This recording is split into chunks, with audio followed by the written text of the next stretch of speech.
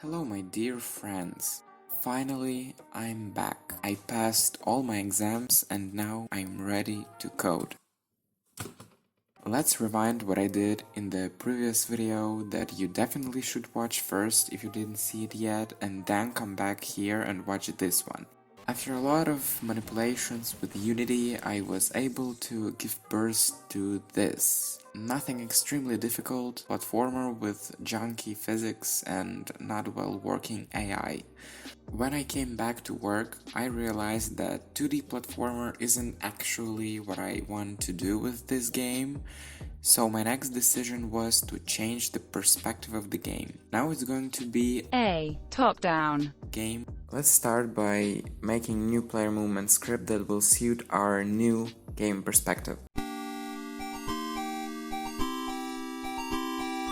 For the new movement script, I wrote a few simple lines of code that will help determine our player in which direction to move using horizontal and vertical inputs. When we know in which direction the player is trying to move, code applies that direction to our player and makes them move using rigid body 2D. And that's it. I still need to add some animations for the player, but I decided to leave that for the next devlog episode. By the way, if you don't want to miss any updates on my game, you should definitely subscribe to my channel for new devlogs and follow me on my Twitter for some additional info about next devlogs. Everything you need is linked down below. Thank you. Now when the player can move, it would be nice to work on the environment. I already had a little tile set with some floor and decorations, but it won't work for a top-down game. So I opened Photoshop and drew a little tile set.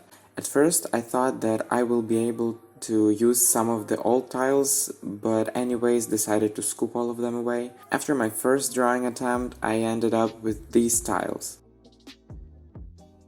Anyways, when I went to Unity to try them out, I realized that there's a lot of tiles that need to be added for better and flexible level design. So here's my final set of tiles I've had at the end of my drawing session. There's still a lot of important things that need to be drawn, but again, that's for the future. I set up a quick little room to continue testing everything in it. Also, I made a little script that will show players' position even when you can see them behind the obstacle.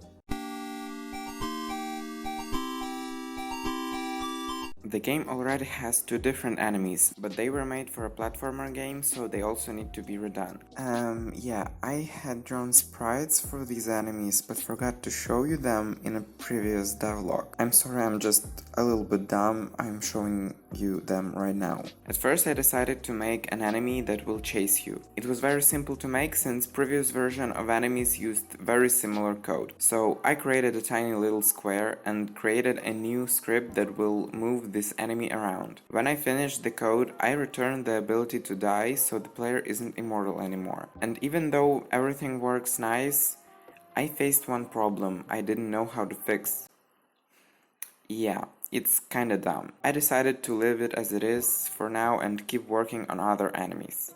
For the next enemies, I will be using old sprites that I have just shown you. So, as usual, I gave him box collider 2D, rigid body 2D, where I set gravity scale to 0 and a new script for the enemy behavior. In the script, I scripted next behavior. Enemy walks in random direction, stops for a few seconds, keeps walking, and if it spots a player, it will start attacking. Using Unity's animator, I made a placeholder animation for attacking. Red color means that the enemy is preparing to attack.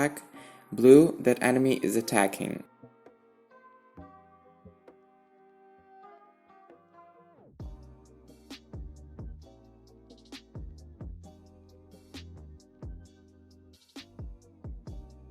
Before working on the next enemy, I want to show you how I cleaned up my project because I'm very proud of myself. Okay, now we are ready to start working on the other guy. Everything is very simple. It works the same way as the previous creature. The only different thing is how this enemy should attack player. Remember that guy? Yeah, we're gonna need him now. So here's my plan. If the enemy spots the player, it will shoot a little bug, which is a tiny square for now, that's supposed to protect it from the player. I still was very unpleased about how the square bumps into a wall and doesn't know what to do, so I made them die from rushing into walls. Also, all enemies now have that arrow over them when they go behind an obstacle.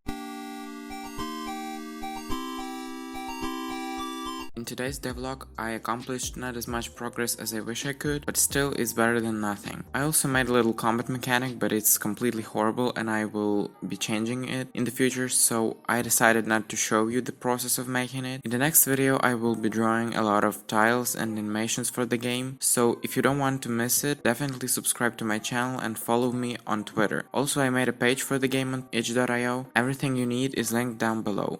Thanks for watching, I'll see you in the next video. Bye. Also, while you're here, I want to thank all of you for the support and kindness you left under my previous devlog and on my Twitter. I'm really thankful. Goodbye again.